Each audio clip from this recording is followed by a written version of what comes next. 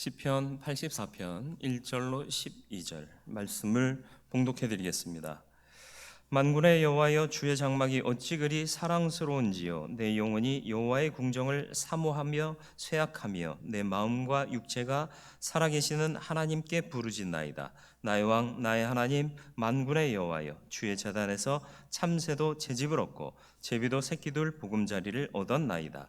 주의 집에 사는 자들은 복이 있나니 그들이 항상 주를 찬송하리이다. 주께 힘을 얻고 그 마음에 시온의 대로가 있는 자는 복이 있나이다. 그들이 눈물 골짜기로 지나갈 때 그곳에 많은 샘이 있을 것이며 이른 비가 복을 채워주나이다. 그들은 힘을 얻고 더 얻어 나아가 시온에서 하나님 앞에 각기 나타나리이다. 만군의 하나님 여호와여, 내 기도를 들으소서. 야곱의 하나님이여, 귀를 기울이소서.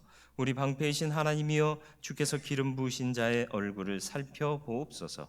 주의 궁정에서의 한 날이 다른 곳에서의 첫날보다 나은즉 악인의 장막에 사는 것보다 내 하나님의 성전 문지기로 있는 것이 좋사오니 여호와 하나님은 해요 방패시라. 여호와께서 은혜와 영화를 주시며 정직하게 행하는 자에게 좋은 것을 아끼지 아니할 것임이니이다.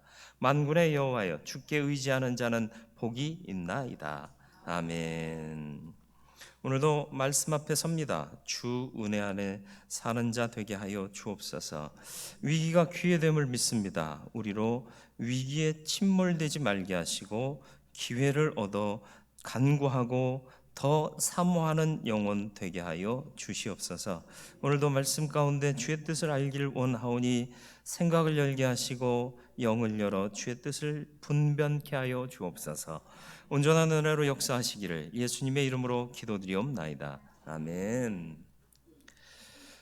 고라자손의 시라고 여러분 성경에 표제에 기록되어 있을 겁니다. 그런데 많은 학자들이 다윗의 시일 것으로 추정합니다. 다윗의 시를 고라자손들이 보존해서 기록했을 것으로 보고 있는 거죠. 시의 흐름을 보아도 다윗의 고백의 시들과 별반 다를 것이 없는 문체와 형식을 갖추고 있습니다. 어쨌든 이 다윗이 하나님의 궁정, 다시 말하면 성전을 간절히 사모하는 마음이 담겨 있습니다. 왜 그랬을까? 어떤 상황이었을까? 아마도 아들 압살롬의 반역을 피하여 예루살렘을 떠나 피신하던 때에 고달픈 나날을 보낼 때 성전을 사모하는 마음을 시로 적은 것이 아니겠는가, 이렇게 생각합니다. 여러분, 집을 떠나 불편한 삶을 살면 제일 생각나는 게 뭐예요? 따뜻한 안방. 그런데 다윗은 그렇지 않았다는 거예요.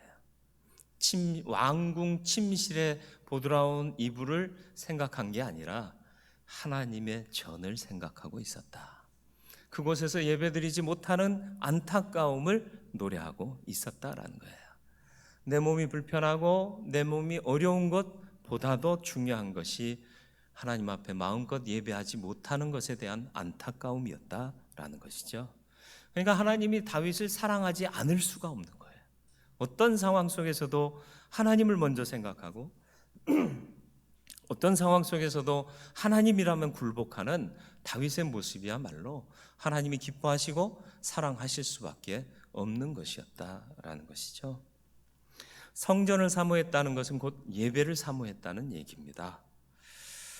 주님을 만나고 싶은 간절한 마음이 있었던 거죠. 주의 임재 아래 말씀 가운데 주님을 만나고 주님 뜻대로 결단하고 살아가는 그 삶이 그에게는 가장 소중한 삶이었기 때문입니다. 오늘 우리는 위기의 상황 속에 있습니다. 어쩌면 큰 위기가 아닐는지도 모릅니다. 그런데 위기 하니까 위기라고 우리는 혼돈해 있는지도 모르겠습니다. 그렇다고 해서 우리가 말씀드리고 기도할 때 기도의 내용에도 제가 담았습니다만은 세심한 주의를 하지 말자는 얘기는 아니에요. 그러나 이것이 정말 다른 어떤 질병보다 더 큰 위기의 상황인가, 조금은 좀 한숨 멈춰서서 바라볼 필요가 있다는 거예요. 상황에 침몰되면요, 사람이 판단력을 잃어버립니다. 이게 군중 심리예요. 군중 속에 들어가 있으면 남들이 막 이렇게 주먹쥐고 삿대질하고 그러면 나도 모르게 이렇게 되는 게 군중 심리예요. 상황에 침몰하지 말아야 할 것이 그리스도인들의 삶의 자세입니다. 우리는 코로나를 두려워해서도 안 됩니다. 하나님을 경외해야 합니다. 하나님을 경외한다는 표현을 쓰는 이유는 같은 두려움이라는 표현이지만 세상의 두려움과 구별하기 위해서 경외라는 표현을 쓰는 겁니다. 세상의 두려움은 공포입니다. 그러나 하나님을 두려워하는 것은 경외하는 거예요. 너무 존중하고 사랑하고 받들기 때문에 그 이름이면, 그 말씀이면, 그 은혜면 내가 마음이 떨리는 거예요. 다니엘이 바벨론 포로로 끌려가 고생 끝에 바벨론의 총리가 됩니다. 귀한 자리예요. 그것도 포로된 자가 총리의 자리까지 올랐다는 것은 대단한 일입니다. 다니엘을 시기하던 귀족들이 있었죠. 본토인들도 많은데 왜 하필이면 쟤를 총리시키느니 기분 나쁘다. 그래서 음모를 꾸미죠. 왕 아닌 다른 신에게 경배하는 자는 사자굴에 넣읍시다. 누구보다도 이 사실을 잘 알았어요. 왕도 추인했습니다. 이 사실을 총리인 다니엘이 모를 리 없었습니다. 다니엘서 6장 10절이요. 다니엘이 이 조서에 왕의 도장이 찍힌 것을 알고도 자기 집에 들어가서는 윗방에 올라가 예루살렘으로 향한 창문을 열고 전에 하던 대로 하루 3번씩 무릎을 꿇고 기도하며 그의 하나님께 감사하였더라. 목숨 내걸고 했다는 얘기예요. 기도하고 감사했다는 게 뭐예요? 하나님 앞에 예배했다는 얘기입니다. 모여 예배할 수는 없는 상황이었어요. 그렇죠? 회당도 없고 산당도 없었습니다. 그러니까 자기의 처소에서 하나님 성전이 있는 예루살렘을 향하여 창문을 열고 기도하고, 여러분 유대인들의 기도를 들어보셨습니까? 누가 들어도 기도하는구나 다 알게 해요. 그러니까 창문을 열고 기도했다는 건 뭐예요? 나 예배 중이다 라는 것을 공공연하게 드러냈다는 얘기입니다. 지금 어떤 상황이라고요? 왕이 그 조서에 도장을 찍었어요. 그러니까 왕명입니다. 왕명을 어기면 어떻게 된다고요? 그에 따른 처벌을 받는데 그건 뭐라? 사자굴에 던짐 받는 거예요. 그러니까 다니엘은 누구를 두려워한 거예요? 법을 무서워한 거예요? 왕을 두려워한 거예요? 아니요, 하나님을 경외한 거예요. 그러니까 예배를 포기할 수 없었던 겁니다. 예배 자리가 중요하지는 않습니다. 중요한 것은 우리가 정말 전심으로, 진심으로, 진정으로 하나님을 예배하느냐 하는 것입니다. 이제 우리 교회가 모여 예배하지 못할 수도 있어요. 당분간. 영원히 그렇지는 않을 거고요. 그러더라도 영상을 통해서라도 예배하는 자리에 있는 우리 모든 성도들이 되시기를 축원합니다. 4절 말씀을 한번 다시 보겠습니다. 주의 집에 사는 자들은 복이 있나니 그들이 항상 주를 찬송하리이다. 하나님의 집에 있다는 건 뭐예요? 주의 임재 안에 있다는 거고요. 주님과 함께하는 자는 그 입술에 찬송이 있습니다. 불평하지 마시고요. 오히려 감사하고 하나님을 찬송하세요. 얼마나 우리가 열심으로 예배하지 않았으면 우리의 예배를 막으십니까? 애통하는 마음으로, 그러나 이 위기를 통해서 하나님 앞에 예배함이 정말 얼마나 귀한 것인지를 우리 모두가 깨닫기를 원합니다. 이후에 우리의 예배가 회복되면 정말 하나님 기뻐하실 예배 드리겠습니다 하는 그런 마음으로 찬송하며 하나님의 은혜와 긍휼을 더욱 구하실 수 있기를 축원합니다. 주의 집에 사는 자, 주께 힘을 얻습니다. 5절로 7절 말씀이요. 주께 힘을 얻고 그 마음에 시온의 대로가 있는 자는 복이 있나이다. 시온의 대로가 뭐예요? 하나님 앞으로 나아가는 큰 길이요. 작은 길이 아니에요. 큰 길. 하나님께 나아가는 길은 고든 길이에요. 큰 길입니다. 그 길을 가야 되는 거예요.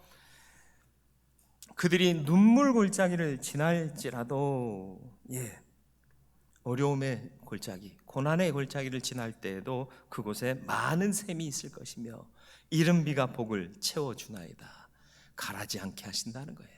피곤하지 않게 하신다는 겁니다.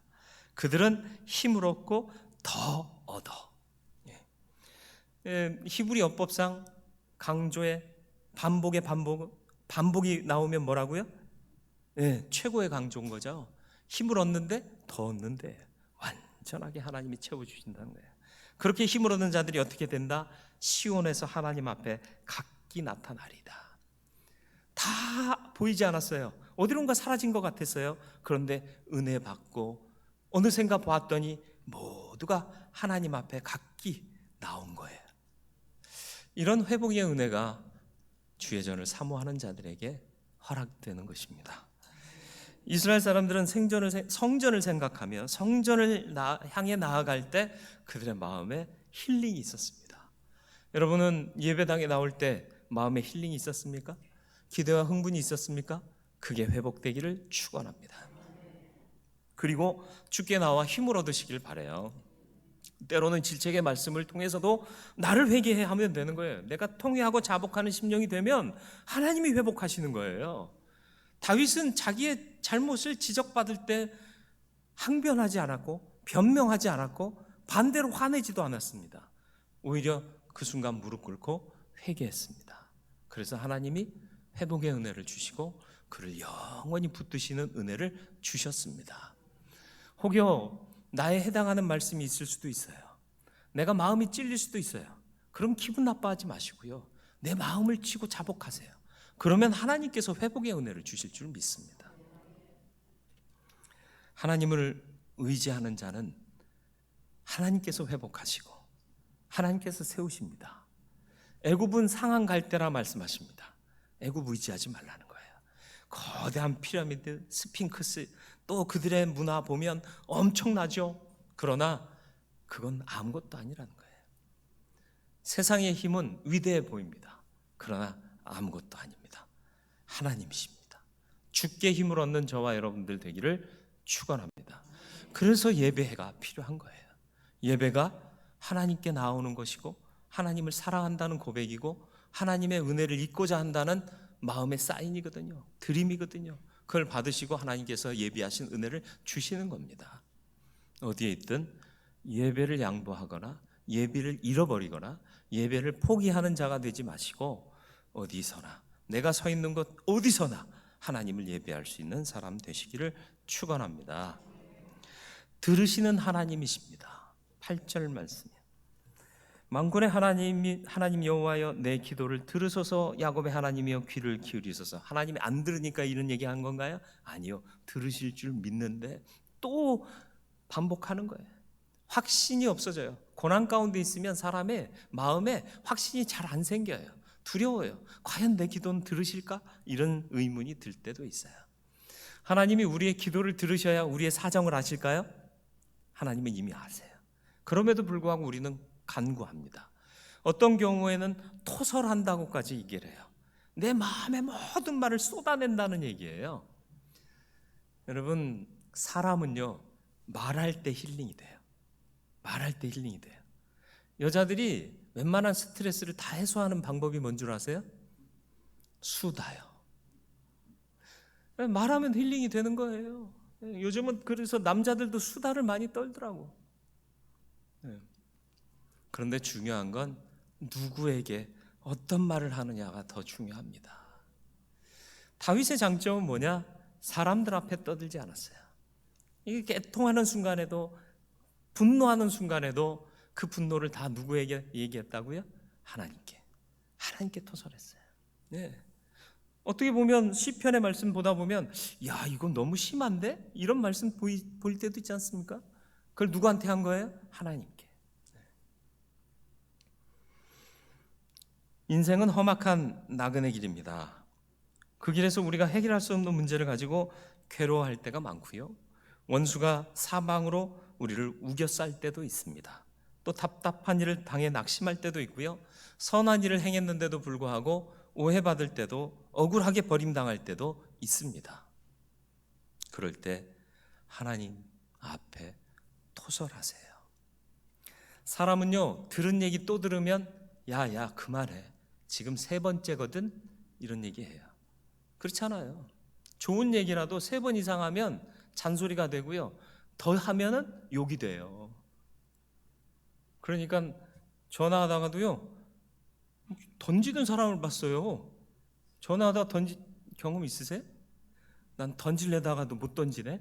예전에 한 번 그랬다가 엄청난 피해를 봤거든요. 이게 한두 푼짜리래야. 사람은 좋은 말이라도 자꾸 들으면 귀찮아해요. 더 듣기 싫어해요. 그런데 하나님은 이미 우리가 고백하기 전에도 우리 마음을 아신다니까요. 기도하기 전에도 우리가 뭘 원하는지도 아세요. 내 마음의 생각이 뭔지도 다 아세요. 그런데도 불구하고 기도하면 들으신다는 거예요. 심지어 토설해내도 하나님은 다 들으신다는 거예요. 최고의 상담자가 어떤 상담자인 줄 아세요? 잘 듣는 사람이요. 말 많이 하는 사람이 아니라 잘 들어주는 사람이요. 여러분 누구랑 친하시다고요? 내 얘기를 잘 들어주는 사람과 친할 수밖에 없어요. 하나님이 그분이세요. 하나님은 내가 했던 말 또 해도 그래 들어주세요. 듣기만 하세요. 힐링해 주세요. 회복해 주세요. 해결해 주세요. 이게 은혜예요. 이게 사랑이에요. 저도 좋은 얘기라도 몇 번을 들으면 화내요. 그만 좀 하라고. 내가 어린애냐고. 내가 바본 줄 아냐고. 근데 하나님은 그러지 않으세요. 우리보다 더 위대하시고 존귀하신 분이신데도 우리가 철부지같이 어린아이처럼 했던 말도 하고 했던 말도 해도 그래 오냐 내가 듣는다 알았다 내가 해결해 주마 이렇게 응답하셔요. 들으시는 하나님, 은혜의 하나님, 사랑의 하나님, 그 하나님 앞에 토설하는 우리가 되기를 축원합니다. 물론 사람들한테 얘기하면 바로 반응이 와요. 그게 나를 만족하게 할 수도 있어요. 그러나 그 반응이 악이 될 수도 있어요. 그게 돌면 흉흉한 소문이 되기도 하고 나를 비방하는 얘기가 될 수도 있습니다. 하나님 앞에 토설하시길 바라요. 예배의 자리가 토설의 자리가 되시길 바라고 기도의 골방이 예배의 자리가 되기를 바랍니다. 그래서 저와 여러분들은 하나님 앞에 고백하고 아뢰할 수 있는 모든 문제는 하나님 앞에 아뢰는, 말하는, 드리는 저와 여러분들의 삶이 되기를 축원합니다. 주의 집에 참된 행복이 있습니다. 그래서 우리는 모이기를 힘쓰는 거예요. 그러나 상황이 여의치 않으면 말씀드렸듯이 다니엘처럼 내가 있는 처소에서 간절하게 주님을 당당하게 예배하면 되는 겁니다. 주의 집에 거하는 자의 복이 뭡니까? 10절 말씀이요. 주의 궁정에서의 한 날이 다른 곳에서의 첫날보다 나은즉 악인의 장막에 사는 것보다 내 하나님 성전 문지기로 있는 것이 좋사오니. 성전 문지기는 어떤 사람이에요? 남들보다 먼저 일어나야 돼요. 남들보다 늦게 누워야 돼요. 그게 문지기의 사명이에요. 천한 직업이에요. 그럼에도 불구하고 하나님의 전에서 이 천한 직업이라도 감당하고 있는 것이 내게 오히려 복이 되겠습니다. 고백하고 있는 것입니다. 세상의 영화에 눈멀지 마시고 하나님을 사모하는 간절한 마음을 갖고 살아가는 저와 여러분들 되기를 주님의 이름으로 축원을 드립니다. 예배하기 어려운 상황이 닥쳐옵니다. 그러나 어디에서거나 예배를 놓치지 않기를 축원합니다. 마치 다니엘처럼 집에서 창문을 열고라도 예배할 수 있는 저와 여러분들 되기를 축원합니다. 주의 전을 사모하는 열심을 잃지 마시길 바랍니다. 주께로부터 힘을 얻는 하나님의 사람들 되시기를 축원합니다. 들으시는 하나님, 사랑의 하나님, 은혜의 하나님이십니다. 그런데 들으시고 끝나는 것이 아니라 능력으로 역사하셔서 회복하시고 해결하시고 은혜 주실 줄 믿습니다. 주 안에 있을 때 참 행복을 누립니다. 주의 전을 사모하는 열심 잃지 마시고 간절히 우리의 예배가 온전하게 회복될 수 있도록 끊임없이 기도하시고 하나님의 은혜를 긍휼을 구하는 저와 여러분들 되기를 주님의 이름으로 축원을 드립니다. 우리 말씀을 생각하며 기도하겠습니다. 헌옥하고 잠을 쉬는